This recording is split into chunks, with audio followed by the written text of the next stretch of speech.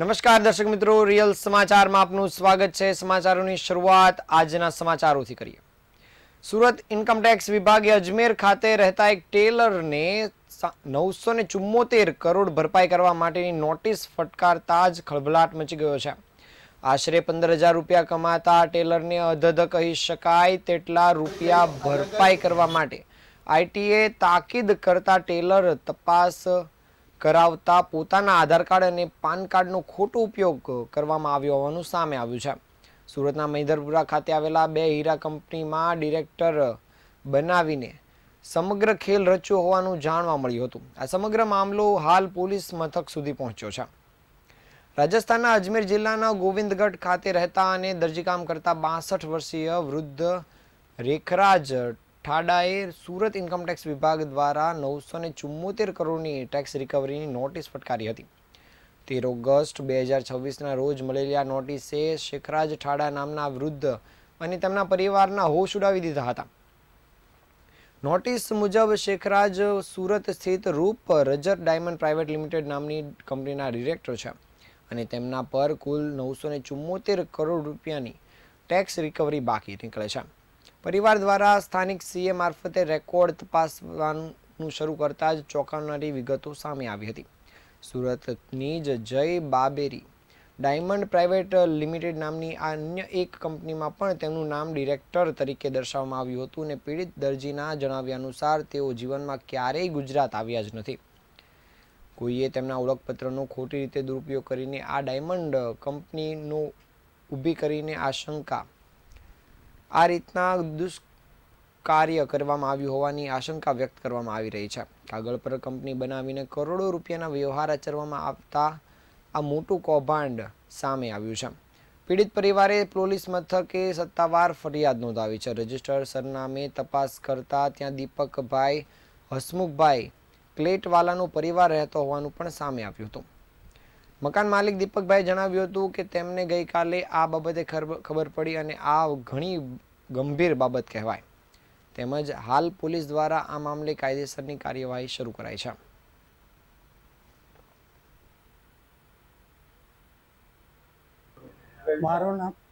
મારું નામ દીપકભાઈ ગિલીટવાલા છે। આ મારો મિકેનિકલ વર્કશોપ છે, જ્યાં અમે 1997થી અમે કામ કરી રહ્યા છે। આજ દિન સુધી અમે કોઈ ડાયમંડના એના સાથે કંઈ લેવા દેવા છે નહીં મળે અમને। 1997થી અમારો આ બધી મશીનરી એમની એ રીતિ છે। મારા પપ્પા પહેલાં હતા, પછી 2001માં ગુજરી ગયા, ત્યાર પછી અમે 2 ભાઈઓ બધું હેન્ડલિંગ કરીએ છીએ। શું તમને શું જાણકારી મળી? એ ગઈકાલે જાણકારી મળી કે ભાઈ આ ઇન્કમટેક્સમાંથી કંઈ આવી નોટિસ કંઈ કોઈને ગઈ છે અજમેરમાં ને મારી ફેક્ટરી દર્શાવવામાં આવેલી છે। કેટલી ગંભીર બાબત કહેવાય? આ ઘણી ગંભીર બાબત કહેવાય। નોટિસ પછી કોઈ સુરત શહેરના અમરોલી વિસ્તારમાં માનસિક સંતુલન ગુમાવી બેસેલા 16 વર્ષીય યુવકને હાથમાં કાતર સાથે બેઠેલી હાલતમાં જોતા જ પોલીસે રેસ્ક્યુ ઓપરેશન શરૂ કર્યું હતું। યુવકને કાબૂમાં લેવાની કામગીરી દરમિયાન પોલીસ કર્મીઓને પણ સામાન્ય ઈજાઓ પહોંચી હતી। મળતી માહિતી મુજબ અમરોલી પોલીસને એક યુવક હાથમાં કાતર લઈને બેઠેલો હોવાની જાણ થતાં જ પીસીઆર ટીમ તાત્કાલિક સ્થળ પર પહોંચી હતી। પોલીસ કર્મીઓએ યુવકને સમજાવી શાંત કરવાનો પ્રયાસ કર્યો હતો, જોકે તેને રોકવાનો પ્રયાસ કરવામાં આવતા યુવક કાતર વડે હુમલો કરવાનો પ્રયાસ કર્યો હતો।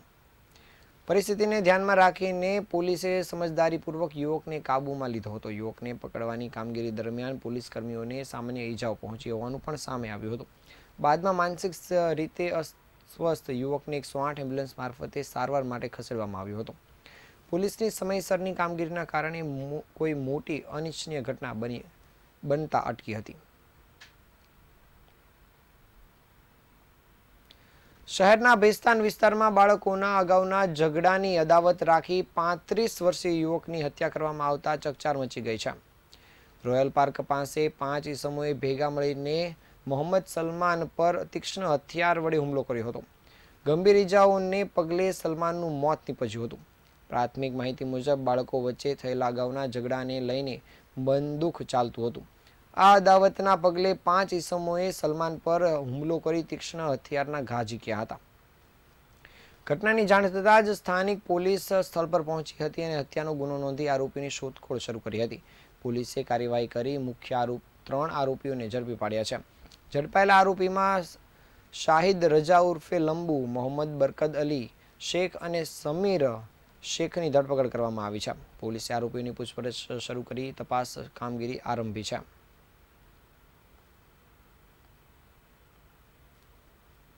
સુરત શહેરના મૈદરપુરા વિસ્તારમાં કાપડની દુકાનમાંથી 10 લાખ રૂપિયાની રોકડની ચોરીની ઘટના સામે આવતા જ પોલીસે તપાસ કામગીરી શરૂ કરી હતી. પોલીસે ગણતરીના કલાકોમાં જ ભેદ ઉકેલી નાખી આરોપીઓને ધરપકડ કરી છે. પોલીસે ચોરીની સંપૂર્ણ રૂપિયા 10 લાખની રોકડ રકમ પણ રિકવર કરી છે. મળતી માહિતી મુજબ બેગમવાડી સ્થિત મિલાન ટેક્સટાઇલ માર્કેટના બીજા માળે આવેલ રબ્બાની ફેબ્રિક્સ નામની દુકાનમાં રાત્રિના સમયે ચોરીની ઘટના બની હતી. તસ્કરે બાથરૂમની પાછળની લોખંડની ગ્રીલ તોડી દુકાનમાં પ્રવેશ કર્યો હતો. ત્યારબાદ કેશ કાઉન્ટર તોડી અંદર રાખેલી 10 લાખ રૂપિયાની રોકડ રકમની ચોરી કરી ફરાર થઈ ગયો હતો. ઘટનાની જાણ થતાં જ મૈદરપુરા પોલીસે તપાસ શરૂ કરી હતી અને પોલીસે ટેકનિકલ સર્વેલન્સ, સીસીટીવી ફૂટેજ અને હ્યુમન ઇન્ટેલિજન્સની મદદથી ગણતરીના કલાકોમાં આરોપી સુધી પહોંચવામાં સફળતા મળી હતી.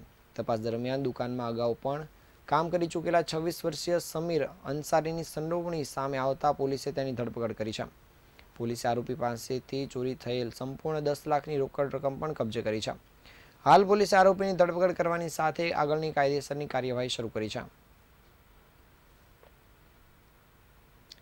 સરથાણા વિસ્તારમાં પરિણીત મહિલાને પ્રેમજાળમાં ફસાવી દુષ્કર્મ આચર્યા બાદ તેનો વિડીયો વાયરલ કરવાની ધમકી આપવામાં આવી હતી, જેમાં પોલીસે ફરિયાદ નોંધી આરોપીને ધરપકડ કરી છે. આ ઘટનાને પગલે આ વિસ્તારમાં ચકચાર મચી ગઈ છે. મળતી માહિતી મુજબ જ્વેલર્સ સંચાલક ચેતન સુખડિયાએ પરિણીત મહિલા સાથે મિત્રતા કેળવી તેને મૈત્રી કરાર કરી બ્યુટી પાર્લર બનાવી આપવાની લાલચ આપી હતી. ત્યારબાદ મહિલાને જ્વેલર્સની દુકાને બોલાવી તેની સાથે દુષ્કર્મ આચર્યું હોવાનો પણ આક્ષેપ છે. આ દરમિયાન આરોપીએ મહિલાનો વિડીયો બનાવી લીધો હતો અને બાદમાં આ વિડીયો પોતાના મિત્રને બતાવી મહિલાની બદનામી કરવાનો પ્રયાસ કર્યો હતો, જેને લઈને ફરિયાદ નોંધાતા જ પોલીસ દ્વારા તપાસ કામગીરી શરૂ કરી આરોપીને ધરપકડ કરવામાં આવી છે. પોલીસે ફરિયાદના આધારે આરોપી ચેતન સુખડિયાની ધરપકડ કરી કાયદેસરની કાર્યવાહી શરૂ કરી છે. હાલમાં પવિત્ર શ્રાવણ માસ ચાલી રહ્યો છે, ત્યારે વ્રતનું પણ વિશેષ મહત્વ જોવા મળે છે. ત્યારે હાલમાં દશામાનું વ્રત ચાલી રહ્યું હતું, ત્યારે દશામાનું વ્રત શહેરીજનો દ્વારા ભક્તિભાવ અને ઉત્સાહ સાથે ઉજવવામાં આવ્યું હતું. સુરતમાં દશામાનું વ્રત ભક્તિભાવ અને ઉત્સાહ સાથે સમાપન કરવામાં આવ્યું હતું. 10 દિવસ સુધી માતાજીની પૂજા અર્ચના કર્યા બાદ ભક્તોએ શ્રદ્ધાપૂર્વક માતાજીની પ્રતિમાનું વિસર્જન કર્યું હતું. શહેરમાં બનાવવામાં આવેલા કૃત્રિમ ઓવારામાં રાત્રે 12 વાગ્યાથી દશામાની પ્રતિમાઓનું વિસર્જનની શરૂઆત થઈ હતી. મોટી સંખ્યામાં ભક્તો માતાજીના જયઘોષ સાથે વિસર્જન માટે પહોંચ્યા હતા અને સમગ્ર વાતાવરણ ભક્તિમય બનેલું જોવા મળ્યું હતું. 10 દિવસ દરમિયાન ભક્તોએ નિયમિત રીતે માતાજીની પૂજા, આરતી અને અર્ચના કરી હતી. વ્રત પૂર્ણ થયા બાદ ભક્તોએ ભાવભીની વિદાય સાથે માતાજીની પ્રતિમાનું વિસર્જન કરી આગામી વર્ષે ફરી માતાજીના આગમનની પ્રાર્થના કરી હતી.